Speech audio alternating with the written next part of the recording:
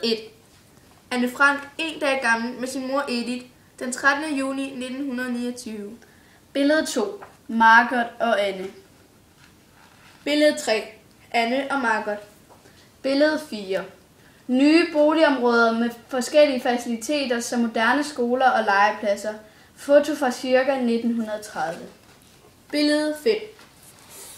Det billede er taget i 1935, og Anne er 6 år gammel. Billede 6.